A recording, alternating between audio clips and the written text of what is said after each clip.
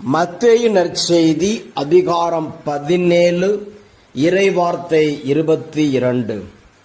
கலிலேயாவில் சீடர்கள் ஒன்று திரண்டிருக்கும் போது இயேசு அவர்களிடம், மானிட மகன் மக்களின் கையில் ஒப்புவிக்கப்படவிருக்கிறார், அவர்கள் அவரை கொலை செய்வார்கள். இறை இயேசுவில் அன்புமிக்க சகோதர சகோதரிகளே, இயேசு கிறிஸ்து தன்னுடைய மரணத்தை முன்னறிவிக்கிறார்.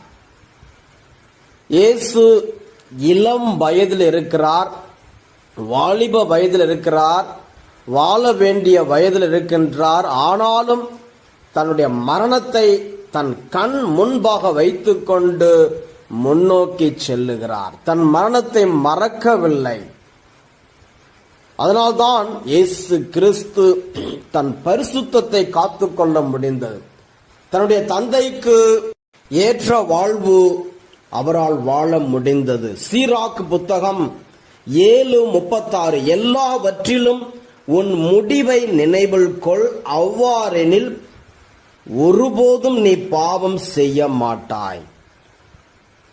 சபை உரையாளர் 12:7, மண்ணினின்று வந்த உடல் மண்ணுக்கே திரும்பும் முன்னும், கடவுள் தந்த உயிர் அவரிடமே திரும்பும் முன்னும், உன்னை படைத்தவரை உள்ளத்தில் நினை.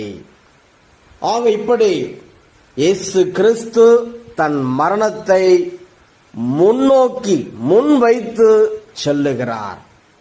புனித பவுலடியாரும் இவ்வாறு சொல்லுகிறார்.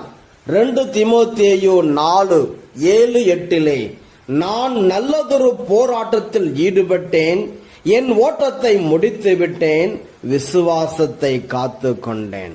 இனி எனக்கென வைக்கப்பட்டிருப்பது நேரிய வாழ்வுக்கான வெற்றி வாகையே, அதை இறுதி நாளில் ஆண்டவர் எனக்கு தருவார். ஆக இவ்வாறாக பவுல் தைரியமாக சொல்ல முடிந்தது.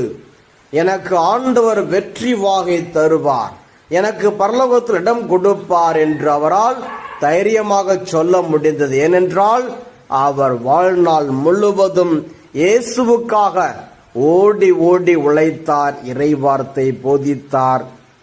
தன்னுடைய சுகத்துக்காக, தன்னுடைய தனிப்பட்ட ஆசைக்காக அவர் வாழவில்லை, மாறாக இறை வார்த்தை. அதே போல பேதுரு கூட அவர் சிறைச்சாலையிலே இருக்கும் பொழுது விடியற்காலையில் அவருக்கு அவருடைய தலை வெட்டப்பட போகிறது. ஆனாலும் தைரியமாக அவர் இருக்கிறார், சமாதானத்தோடு தூங்குகின்றார். ஏனென்றால் கடவுளுக்கு பிரியமாக வாழ்